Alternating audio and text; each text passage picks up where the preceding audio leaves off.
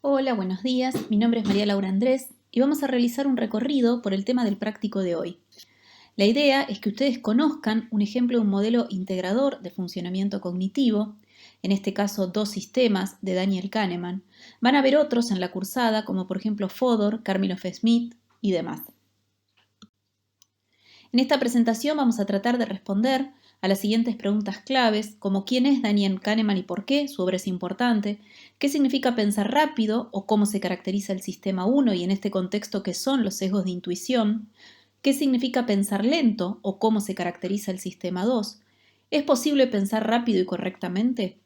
¿Cómo interactúan ambos sistemas entre sí y en diversas circunstancias, por ejemplo, rutinarias, de dificultad, de conflicto cognitivo, frente a las ilusiones? ¿Qué ventaja representa para el sistema cognitivo contar con ambos sistemas de pensamiento? Bueno, Daniel Kahneman nació en la ciudad de Tel Aviv, en Israel, en el año 1934. Aún vive y es un psicólogo de nacionalidad estadounidense e israelí. En el 2002 ganó el Premio Nobel de Economía por haber integrado aspectos de la investigación psicológica en la ciencia económica, especialmente en lo que respecta al juicio humano y la toma de decisiones bajo incertidumbre. Es relativamente llamativo que Kahneman ganara este premio siendo psicólogo de profesión, por lo que erróneamente en algunas fuentes se lo continúa citando como economista. Las contribuciones de Kahneman a la ciencia son variadas, pero podrían agruparse en 5 grandes aspectos, de los cuales en esta materia estudiamos principalmente los dos primeros, es decir, el aspecto de los heurísticos o sesgos, que se inició en el práctico de toma de decisiones, y en su propuesta de funcionamiento mental de dos sistemas. También se destaca su estudio de un tipo particular de sesgos, que son los excesos de confianza, que implican básicamente la tendencia a sobreestimar nuestra seguridad en las propias decisiones.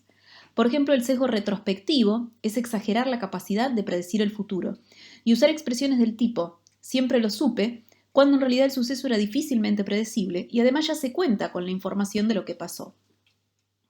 Algo así como que creemos que lo que sucedió el domingo era inevitable, pero ya tenemos el diario del lunes en nuestras manos.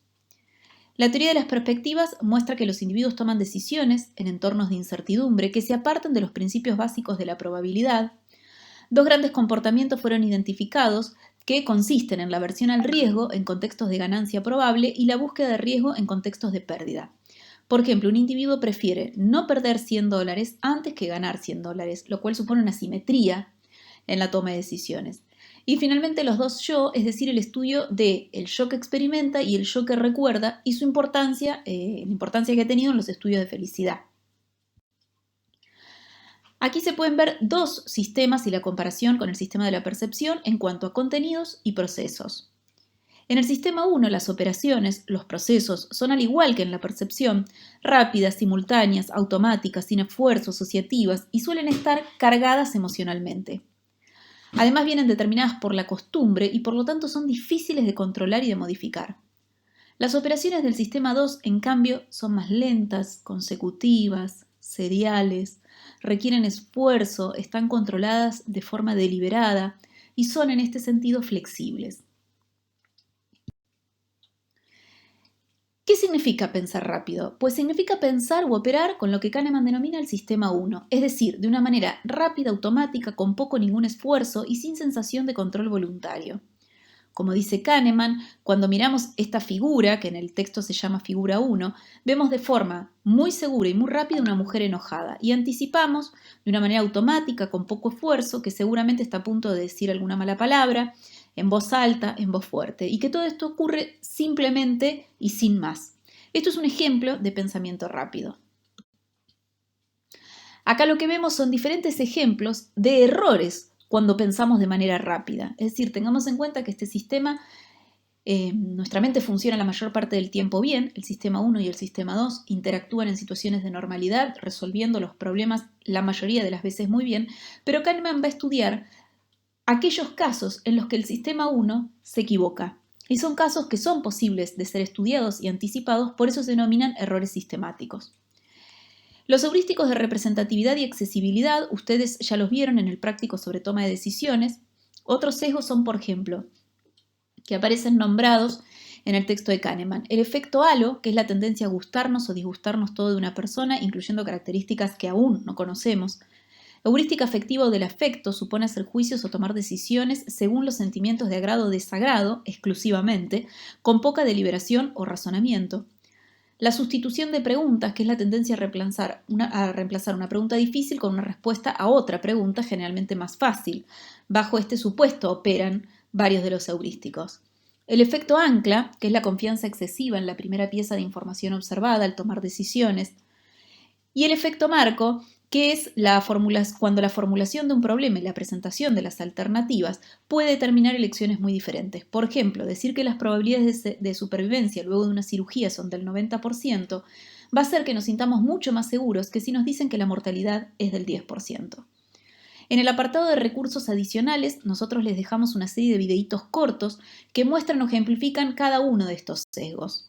Es muy interesante los usos que se les han dado en marketing y en publicidad, porque nos permiten también ver cómo su falta de reconocimiento tiene repercusiones en la vida cotidiana. ¿Qué significa pensar lento? Pues en este sistema las actividades mentales van a ser con esfuerzo, control, concentración. La sensación subjetiva característica es la de estar haciendo un esfuerzo mental, de concentración. El texto utiliza el ejemplo de realizar un cálculo matemático, pero bien podemos poner como ejemplo comprender y extraer las ideas principales del texto de Kahneman. ¿Es posible pensar rápido y bien? Bueno, claramente sí. Lo decíamos anteriormente, el sistema responde la mayor parte del tiempo bien y de manera ajustada.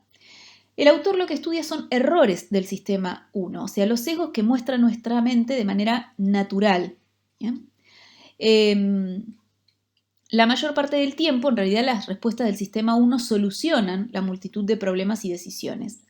Existen además un conjunto de sesgos que Kahneman denomina intuiciones expertas, bien, que son propias de la experticia y suelen darse en contextos de expertos que han adquirido conocimiento y experiencia acumulada a lo largo del tiempo y de la práctica prolongada. Ahí el texto pone como ejemplos un bombero que con mucha experiencia pero sin saber por qué, le propone a todos que salgan del edificio unos segundos antes de que el piso se derrumbara. Otros ejemplos son los médicos con años de experiencia que pueden hacer un diagnóstico acertado y rápido, muchas veces con muy poca información. Ahora vamos a comparar ambos sistemas respecto a una serie de categorías de análisis y luego a pensar cómo interactúan. Acá está la figura 2 del texto que muestra un caso particular de interacción, que es el caso del conflicto cognitivo, donde el sistema 2 debe controlar las respuestas automáticas del sistema 1 que generan interferencia.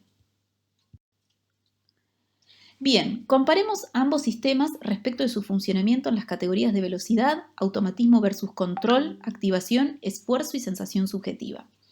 En cuanto a la primera, vemos que el sistema 1 opera de modo rápido y el sistema 2 de modo lento.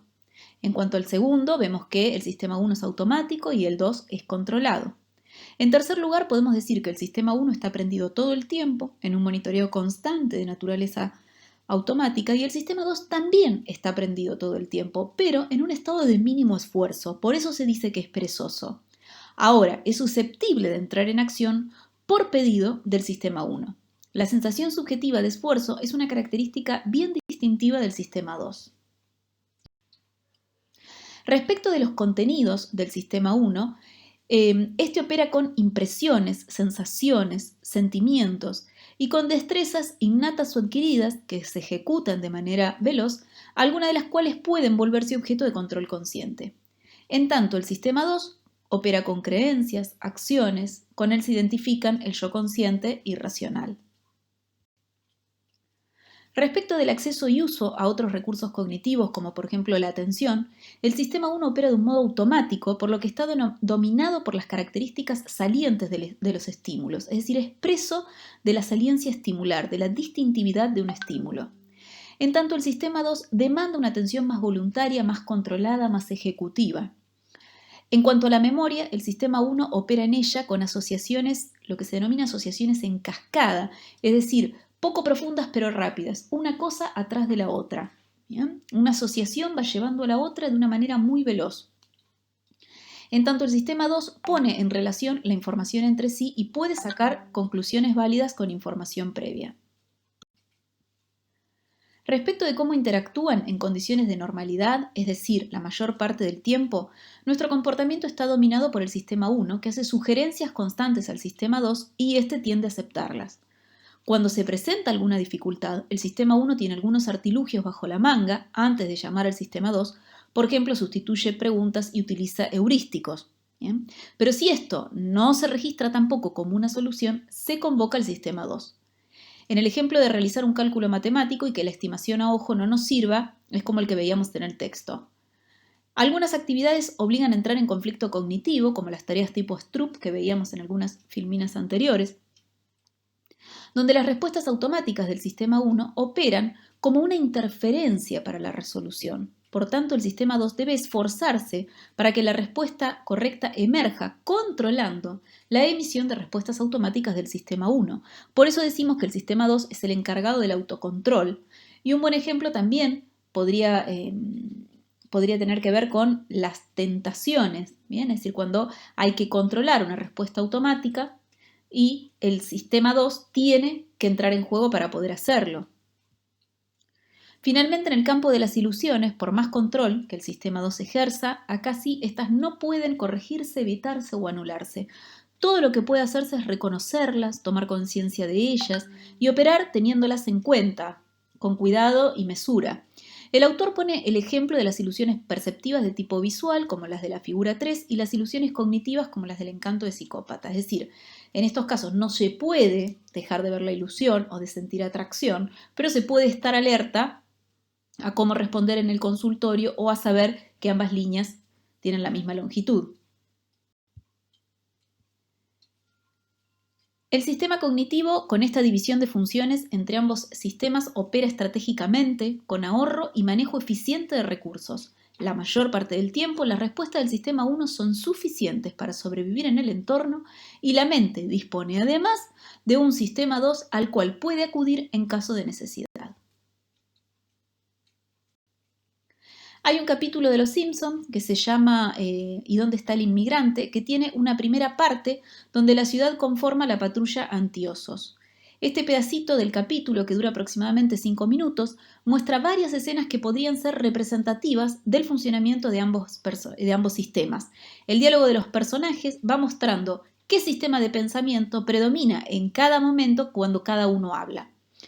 Si quieren pueden mirar el videíto y tratar de localizar algunos ejemplos y si quieren pueden enviarme sus respuestas. Esto no es obligatorio, es opcional, es solo si quieren o tienen ganas. En síntesis, desde el modelo de Kahneman se describe el funcionamiento mental como dominado por dos tipos de sistemas cuyos procesamientos son rápidos y automáticos en uno y más bien lentos, controlados y deliberados en el otro. Esta división es eficiente la mayor parte del tiempo. Sin embargo, el autor estudia aquellos casos donde los atajos para ganar rapidez del sistema 1 conducen a respuestas erróneas y poco eficientes. Finalmente, nos propone que, aunque muchos de estos sesgos no se pueden evitar, el poder reconocerlos ayude a emitir comportamientos menos impulsivos y que pueden resultar más eficaces en ciertas circunstancias. Bueno, les agradecemos por su atención y quedamos a disposición para consultas, dudas, comentarios a través del foro o a través de cada uno de los docentes de la cátedra. Cuídense mucho durante todo este tiempo.